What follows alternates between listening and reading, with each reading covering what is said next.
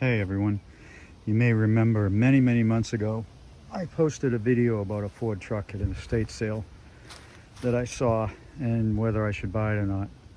Well, it turns out I bought it. And this was months and months ago, and I'm just getting around to now to go pick it up and check it out more closely.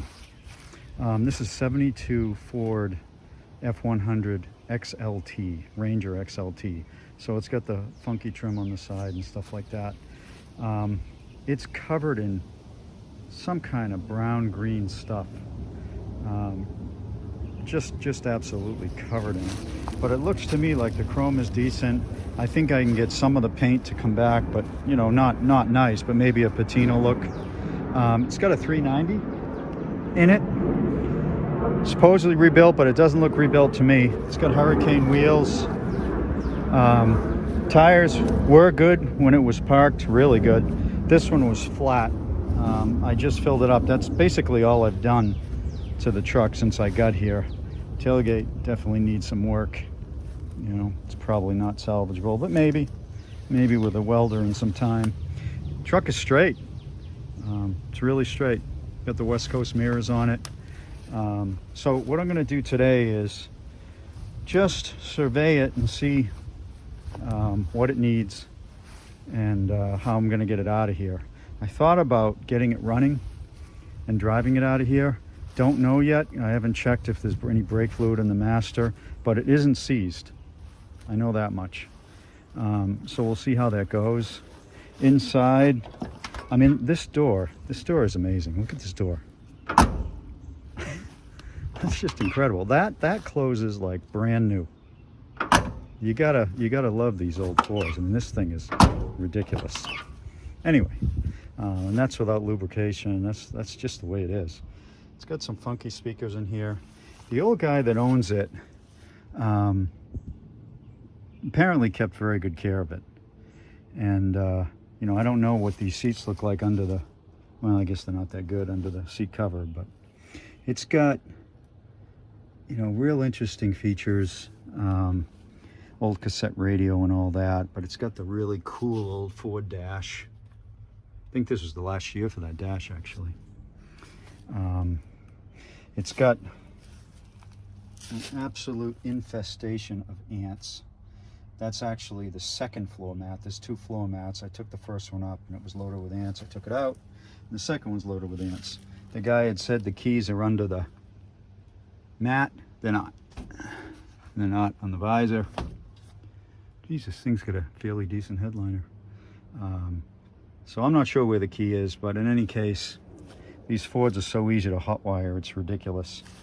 But it's clear that there's no key in plain sight anyway, that I can see.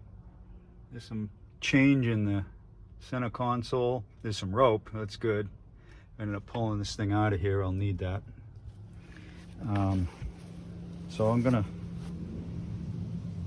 get to work, I think, and see what's next. Under the hood, it's pretty much intact. No one's messed with it. The plug wires haven't been eaten. Doesn't look like the wiring's been eaten. Been here a long time. I don't know how long, but a long time. Oh, it's got some ether. I don't need that.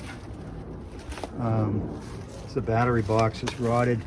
Interesting, this battery cable is red and it goes to ground. And I don't know what color that is, it's all faded out, but very bad idea to have a red cable on negative. But everything's real easy to get at. Gotta check that master cylinder. I don't know if I can get that thing off. Hold on one sec.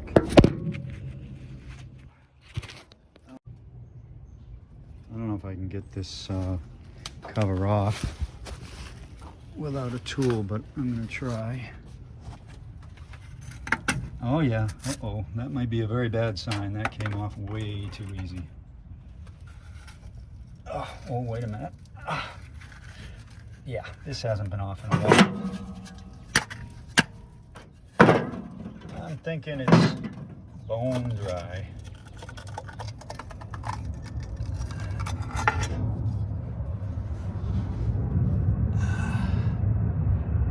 Pretty damn close. The rear part is nearly dry. The front part is dry. However, it's clear. What fluid is in there is very clear. But that's not a good sign for driving it home, certainly. Next up, I gotta get these trees and crap out of here so I can pull it out. So that's the next task at hand. Next step is see if I can get it moving. Just gonna try to pull it a little bit. I've got my pickup here. It's a 4-speed with the granny low. So I'm hoping if I put it in 4-wheel drive, I'll be able to nudge this thing along. Maybe, maybe not. If I can't and the wheels are seized or something, I'm gonna have to just get a tow truck out here to pull it out. But I'm trying to get it out there. It's not far, it's like 50 yards I need to get it. I don't have anybody to help me steer, so this is gonna be a long process for sure. Here's where it was sitting. Been sitting so long, at first I thought this was a concrete pad. It's not, it's just dirt. You can see the wheels were sunk in probably 4 inches. But relatively dry under here, which is nice. So that's where it was. This is where it is now. You can see where the tire dragged. I am shocked my truck pulled it so easily with the tires dragging like that. Amazing. But this thing looks cool already. It sits nice. It's got a great front end. I love these 72s. Great front end. The dash isn't cracked. Probably because no sun got to it, because there's so much crap on the windshield you can't even see through it. Anyway, next step is to get it home. That would be an adventure. Okay, so the truck is home and doing a review of it, and it's pretty gross.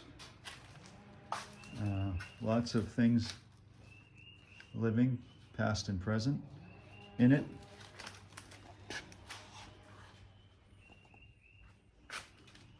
And we've got this cool toolbox here that probably hasn't been open in 20 years. And I'm wondering what's gonna come running out of here when I open it. Oh. Okay, oh neat. There's nothing alive in here. But there's all kinds of other stuff. Transmission fluid, a ball for the hitch. More transmission fluid, that's a bad sign. Oh, a funnel, that's a very bad sign. This thing probably has a really bad transmission leak. I don't know what this is, some kind of mat.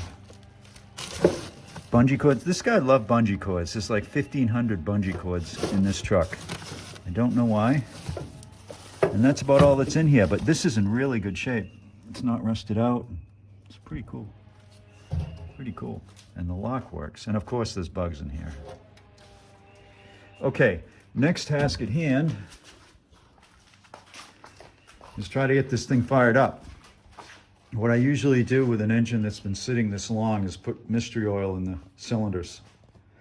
It takes a while to do that, but it really helps if the cylinders are dry, which they no doubt are in this thing. So I'm going to get to that. You just take the plugs out and you put an oil can like this with this stuff, and you just squirt, put a few squirts in each cylinder. So I'm going to work on that now. Okay, so I took 4 plugs out, broke 3 of them, so I'm not doing any more of that. So I've got some mystery oil in 4 cylinders. That's going to have to be enough. I got a battery in it now, and I'm about to hook up juice to it, this truck, for who knows how long. I mean, it sounds like 2005 maybe, so 16 years. So let's hook this up and see what happens. Oh, look at that. Look at that. The underhood light works. Are you kidding me? Wow. All right, let's check the headlights.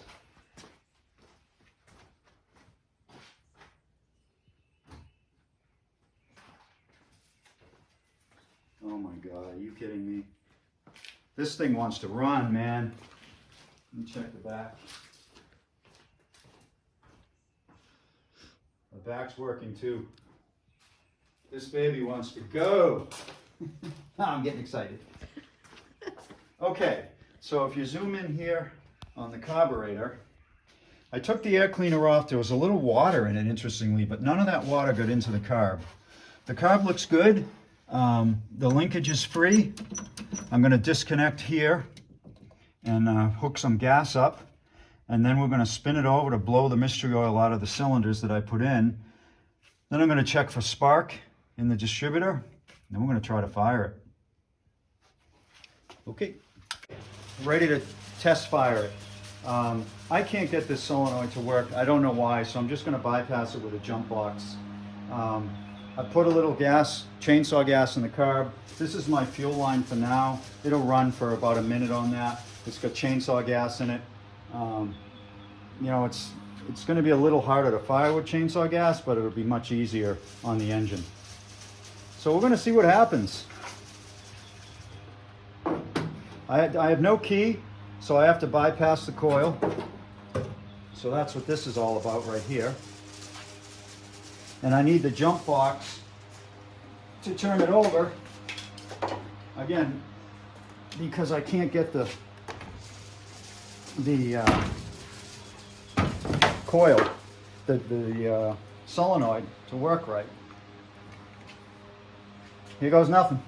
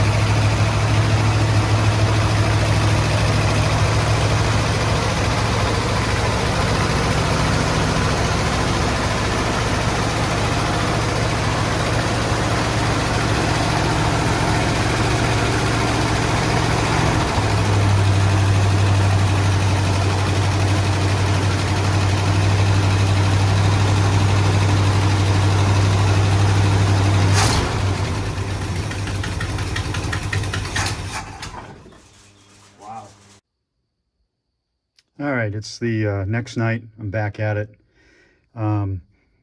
What I've done so far is I've jury-rigged the ignition a little bit, so now I actually have a starter switch. I fixed the plugs that I broke, getting them out.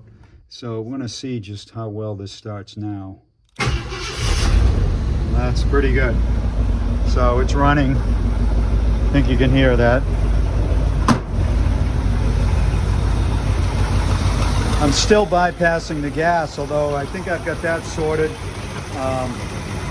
I've ran it out of the crap gas, put some good gas in, so all good there. Now it seems to be okay, but I haven't actually hooked it up yet because that's the outside gas filter. But you can see how bad that was. Well, I'm not hooking that up to the carburetor like that. Cleaned it up. You know, if you look at the earlier videos, you can see how bad this scale was. So the scale is off. The windshield you can actually see out of it. West Coast mirrors are cleaned up really nice. That was a grind doing this truck with that, but super happy that that's done. I don't know how well you can hear this on the video, how amazing this is running, but mean, it's not even shaking. And I haven't touched the carburetor yet as far as tuning it goes. I've only played with the timing a bit. But I'm pretty excited. This truck rules. It's not charging yet, and I think it's because of the ignition. The ignition has some wires to the regulator that aren't plugged in right now. But I'll get that sorted. I'm going to try to get a key made for it, and that would simplify everything. So this tailpipe is not connected, but you can probably hear it. It sounds real nice.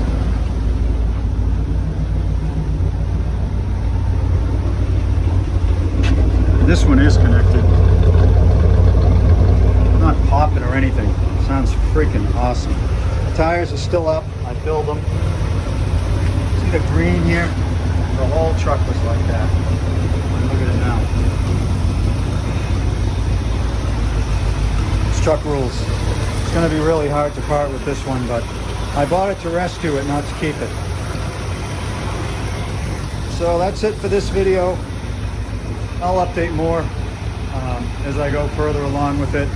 But it's been resurrected. It runs. Ancient parking sticker there somewhere in Nashville.